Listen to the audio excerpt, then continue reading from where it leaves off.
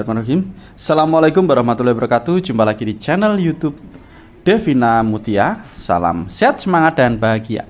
Bagaimana kabar adik-adik sekalian? Tetap semangat ya untuk belajar. Dan pada kesempatan kali ini akan kita lanjutkan pembahasan materi dan juga soal-soal dari buku penilaian Bu Pena untuk SD atau MI kelas 4 jilid 4C tema 6 cita-citaku. Nah, dan kali ini kita sudah sampai di subtema 3 ya. Kita awali di subtema 3. Dan buat adik-adik sekalian yang masih ketinggalan bahasan sebelumnya, bisa dilihat di playlist Bu Pena kelas 4. Langsung saja adik-adik ya, kita ke subtema 3. Subtema 3 itu ada di halaman 53 ya. Kalau awal halaman biasanya memang tidak ada halaman berapanya. Subtema 3 itu giat berusaha meraih cita-cita. Nah, di sini dimulai muatan pelajaran bahasa Indonesia KD 3.6 menggunakan tanda jeda dalam mendeklamasikan puisi.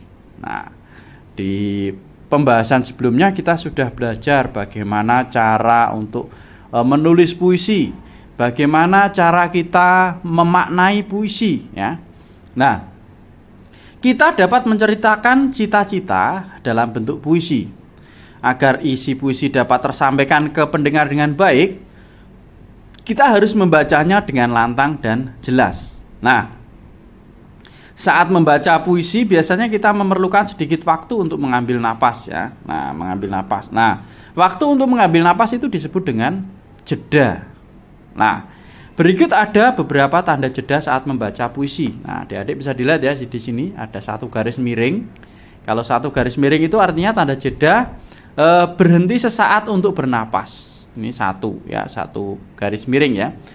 Fungsi tanda jeda ini hampir sama dengan fungsi tanda koma. Nah, ini seperti koma. Kemudian kalau yang dua garis miring ini berhenti agak lama. Nah, ini berfungsi seperti tanda titik. Biasanya ini digunakan di akhir bait ya, dalam satu bait ini kasih seperti ini. Ini fungsinya seperti tanda titik. Kemudian kalau yang 3 itu berhenti lama sekali ya. Ini biasanya digunakan pada akhir puisi. Nah, itu. Nah, contohnya di sini ada puisi ya, ada cuplikan puisi. Coba kita baca. Sebelum dan sesudah diberikan tanda jeda seperti apa? Nah, kalau sebelum diberi tanda jeda gini, kita membacanya mungkin wah, mau berhenti di mana, mau ambil nafas di mana. Nah, beda kalau sudah ada tanda jedanya, adik-adik sekalian. Kita lihat. Langsung aja saya bacakan yang ada tanda jedanya ya. Ini kalau 1 berarti tadi seperti koma. Yang ini 1 sama 3 ya, berarti ini udah berhenti, selesai semua. Oke. Aku hanya bisa berucap, terima kasih pahlawanku. Kau yang telah berjuang demi bangsa, kau korbankan jiwa raga hanya untuk sebuah kata merdeka. Ya, selesai adik-adik sekalian. Jadi kita mengambil nafasnya ini ya, setiap ada satu tanda jeda ini berarti kita ambil nafas. Kemudian, nah, kalau ada tanda 3 ini berarti sudah selesai atau titik. Oke adik-adik sekalian, nah di sini ada ayo berlatih ya, menggunakan tanda jeda dalam puisi. Kita diminta untuk membacakan puisi ya. Setelah membacanya berilah tanda jeda yang tepat pada puisi tersebut. Nah ini ya, ini kalau sebelum dikasih tanda jeda ya. Judulnya Pelindung Lautan karya Frida. Di sini ada 1, 2, 3, ada 3 bait ya. Nah, ini akan saya bacakan, tetapi setelah saya berikan tanda jeda adik-adik sekalian ya, biar membacanya lebih enak. Mengambil nafasnya di mana, berhentinya di mana, dan selesainya di mana. Oke adik-adik sekalian ya, di sini ya. Ya. Nih. Pelindung Lautan karya Frida. Berenang dalam setiap kesempatan, menjelajahi keindahan laut lepas, berenang dengan bebas sambil menjaga keseimbangan di lautan. Nah ini ada 2 berarti seperti titik ya. Oke, selanjutnya bait berikutnya. Ikan-ikan kau perhatikan, kehidupan terumbu karang kau risaukan. Semua demi ketentraman segala makhluk di lautan. Ya, titik ya. Kemudian kita ke bait yang ketiga. Nah, kau jauhkan lautan dari segala bentuk perusakan.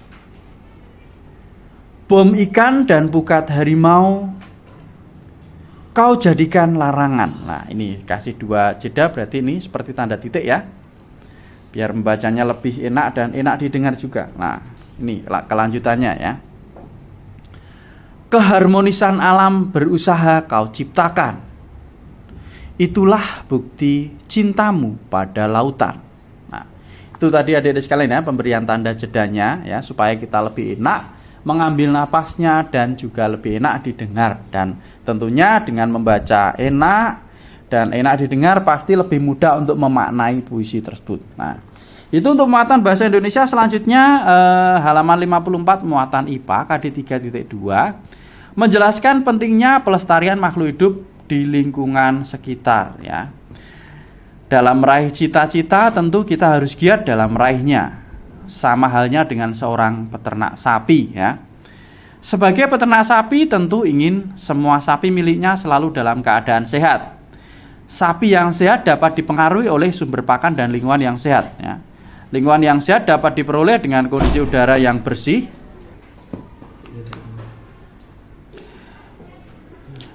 Sapi yang sehat dapat dipengaruhi oleh sumber pakan dan lingkungan yang sehat ya.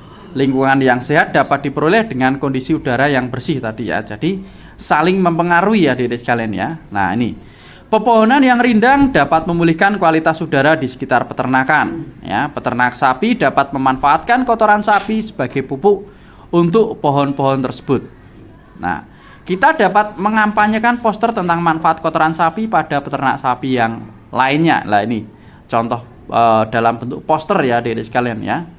Marilah kita manfaatkan limbah sapi sebagai pupuk. Nah, ini ada gambarnya ya. Jadi supaya tidak menimbulkan polusi ya, limbahnya bisa digunakan sebagai pupuk adik-adik sekalian ya, untuk tanaman. Nah, tanamannya nanti subur, menghasilkan oksigen, udaranya menjadi sejuk ya. Ini namanya saling terkait ya, atau saling membutuhkan ya, termasuk manusia juga ya. Dengan merawat tanaman, merawat sapi, semuanya sehat, nah, sehingga lingkungan juga menjadi sehat. Nah, sekarang ayo berlatih di halaman 55 adik-adik sekalian ya. Perhatikan gambar berikut lalu kerjakan soal-soalnya. Ini ada yang gambar pertama ini adalah gambar peternakan ayam, kemudian yang B ini adalah perkebunan jagung ya. Oke, pertanyaan yang pertama, kegiatan apakah yang dilakukan di lingkungan A dan B? Nah, untuk soal nomor 1 ya, lingkungan A itu adalah peternakan ayam, kemudian lingkungan B itu perkebunan jagung. Nah, itu untuk soal nomor 1. Lanjut nomor 2, tuliskan upaya pelestarian yang dapat dilakukan di lingkungan A dan B. Nah, upaya pelestarian yang dapat dilakukan di lingkungan A ya, berarti pemanfaatan kotoran ayam untuk pupuk ya. Jadi ini bermanfaat. Kemudian di lingkungan B, di perkebunan jagung, berarti pemanfaatannya apa? Pemanfaatan sisa tanaman jagung untuk pakan sapi dan biomasa. Ini juga bisa tadi ya, daunnya jagung ataupun kulit jagung bisa digunakan untuk pakan sapi ya, makanan sapi, dan juga bisa dijadikan biomasa. Itu untuk soal nomor 2. Selanjutnya untuk soal nomor 3, buatlah ilustrasi poster yang berisi pelestarian lingkungan dari salah satu gambar tersebut. Nah, ini misalnya saya ambil yang peternakan ayam ya adik-adik sekalian ya. Kira-kira poster pelestarian lingkungannya seperti apa lah di sini. Ini ada satu gambar bagus sekali ya. Ini gambar ayam jago adik-adik sekalian ya. Ini ya. Ini tadi yang menggambar Perdana Saputra Channel ya. Nah, ini ada gambar kepala ayam ya. Adik-adik bisa gambar terserah adik-adik ya. Yang penting mungkin dipilih antara peternakan ayam atau mungkin perkebunan jagung. Nah, setelah itu yang penting pesannya seperti apa? Ini ya. Mari manfaatkan limbah ayam sebagai pupuk ya. Jadi kotoran ayamnya tadi bisa kita jadikan pupuk untuk tanaman sehingga bermanfaat untuk lingkungan ya. Oke, itu adik-adik sekalian ya untuk pembelajaran 1 di tema 6 subtema 3. Untuk pembelajaran berikutnya tetap ikuti terus di channel Devina Mutia. Saya rasa cukup sekian dan terima kasih. Mohon maaf apabila ada kekurangan. Saya akhiri. Wassalamualaikum warahmatullahi wabarakatuh.